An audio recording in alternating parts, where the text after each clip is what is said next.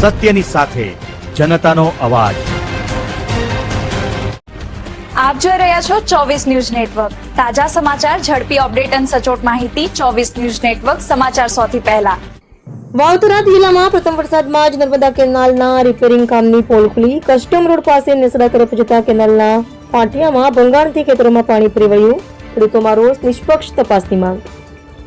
વાવથરા જિલ્લામાં વરસાદની શરૂઆત થતાં જ નર્મદા કેનાલના તાજેતરના રિપેરિંગ કામની ગુણવત્તા અંગે સવાલો ઉભા થયા છે।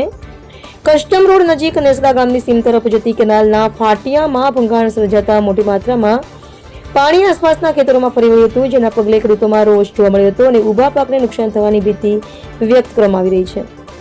મળતી માહિતી મુજબ માલસણ કેનાલમાંથી પડાળ તરફ જતી નર્મદા કેનાલના કસ્ટમ રોડની બાજુમાં દક્ષિણ તરફ નેસડા ગામની સીમ તરફ જતા ફાટિયામાં વરસાદ દરમિયાન ભંગાણ સર્જાયું હતું। કેનાલમાંથી પાણીનો પ્રવાહ ખેતરો તરફ વળતા ખેડૂતોની ચિંતામાં વધારો થયો હતો। સ્થાનિક લોકોના જણાવ્યા અનુસાર આ કેનાલના પાટિયામાં તાજેતરમાં જ રિપેરિંગ કામગીરી કરવામાં આવી હતી। જો કે રિપેરિંગ બાદ પ્રથમ જ વરસાદમાં ભંગાણ સર્જાતા કામગીરીની ગુણવત્તા સામે ગંભીર સવાલ ઉભા થયા છે। ખેડૂતો અને સ્થાનિકો દ્વારા આ કામગીરીમાં યોગ્ય ગુણવત્તાના ધોરણો જળવાયા હતા કે કેમ તે અંગે તપાસ કરવાની માંગ કરવામાં આવી છે। ખેડૂતોનો આક્ષેપ છે કે કેનાલના રિપેરિંગ કામમાં બેદરકારી કે ગુણવત્તાના અભાવને કારણે પ્રથમ વરસાદમાં જ આ પ્રકારની સ્થિતિ સર્જાઈ હોઈ શકે છે। જો કે આ અંગે સત્તાવાર તંત્રનો પક્ષ હજુ સામે આવ્યો નથી। ઘટનાને પગલે સ્થાનિક ખેડૂતો અને ગ્રામજનોએ સમગ્ર મામલે નિષ્પક્ષ અને તટસ્થ તપાસ કરવાની માંગ કરી છે।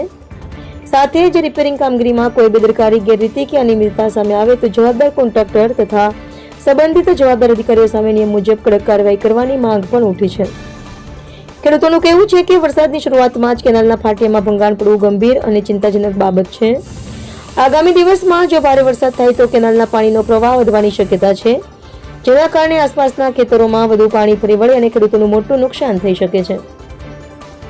આથી તંત્ર દ્વારા તાત્કાલિક સ્થળ પર પહોંચીને ભંગાણનું નિરીક્ષણ કરવામાં આવે અને કેનાલનું મજબૂત અને ગુણવત્તાયુક્ત સમારકામ કરવામાં આવે, તેમજ અગાઉ થયેલી રિપેરિંગ કામગીરીની તપાસ કરી જવાબદારી નક્કી કરવામાં આવે તેવી ખેડૂતો અને ગ્રામજનો દ્વારા માંગ કરવામાં આવી છે। એવા રાણાભાઈ પારેગી, થરાદ।